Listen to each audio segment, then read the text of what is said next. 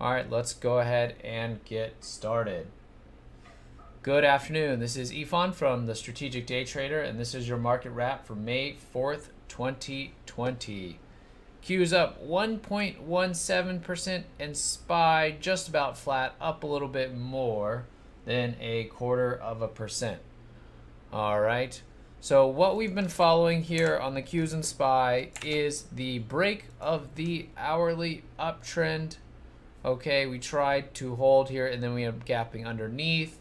We were bearish and looking to see if we would get this weekly sell setup. So far, we triggered just by a little bit, and what happened? We got bought right back up. All right, so what makes this weekly sell setup, same thing here on the Qs, a difficult read or even a likelihood that it's going to fail is that the daily has been so strong. We've talked about how this grind up here has been very close to a 45-degree angle, very sustainable as far as this grind higher. And now that we've kind of pulled back into the hourly, into some support, right? We're definitely getting mixed messages, right? Larger time frame, the weekly here looking like, okay, we're trying to put in a lower high, maybe the next leg down. But when you get this kind of grind on the daily, where support is created every time that this gets doubted, keeps this from accelerating and creating an angle that's unsustainable, right? You're creating support all throughout this grind higher, right? And we've been very well aware of this hourly uptrend because this is really what clued us in to the first start of the move and the resuming of the uptrend.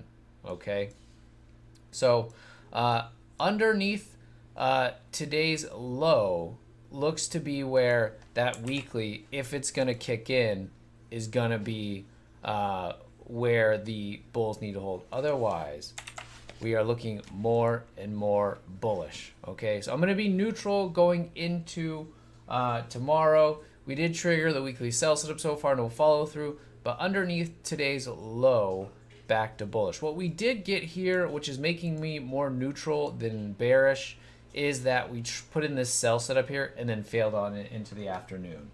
Okay, so what that means is we got to see kind of some selling pressure step in, and it wasn't sustained, right? And that's what I wanted to see. We wanted to see, okay, what does the rally look like? What does the counter move look like? What does the selling look like? Okay, and then who wins? So you kind of get this tug of war. So bulls step up, bears come in, and then bears end up kind of winning at the end of the day here. So SPY up a little bit less, lagging the Qs, as has been the case for the past week or so. Okay, so neutral for me tomorrow.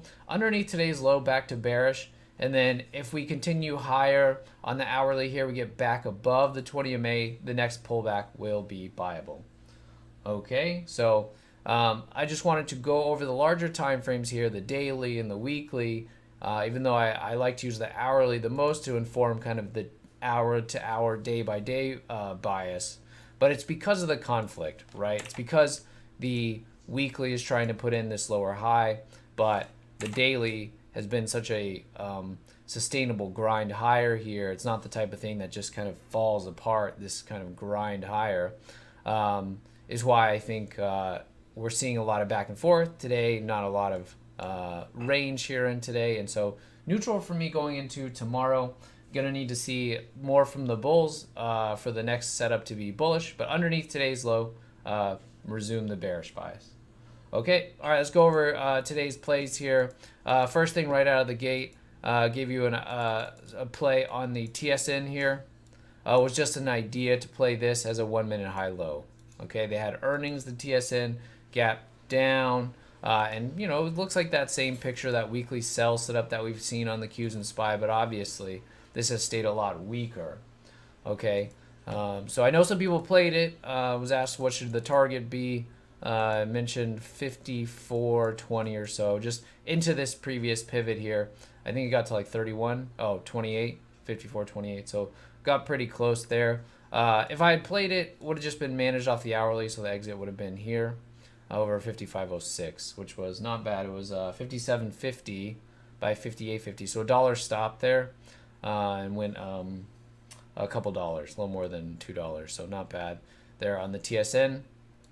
And then in the afternoon we played this CCC, so this is a gap bully. Reverse the gap right at the open. That's what I want to see. That's bullish.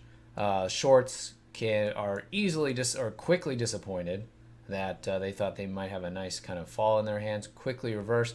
Any longs who might have been scared by this gap down, right, might be jumping out. They might be thinking, oh, okay, let me just get out, break even. That's not too bad. Next thing you know, it's off and running, and they're thinking, oh, no, I'm going to miss the next move. All right, so we just played a 15-minute base breakout here. So here was the base that it's set up for hours here, so we just played over that base. Okay, that was the base breakout. Could have been managed a little bit better. We got the first target around 24, and then I kind of killed it under 74, but it looks like it closed up here at the highs.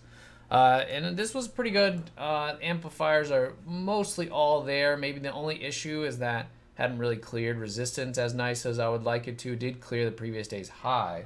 So that's pretty good. So, you know, all around, I liked it a lot. Weekly's in an uptrend, so that's in the direction of the bully. So all of that's pretty good. Okay, so that was worth a shot there. And turned out okay.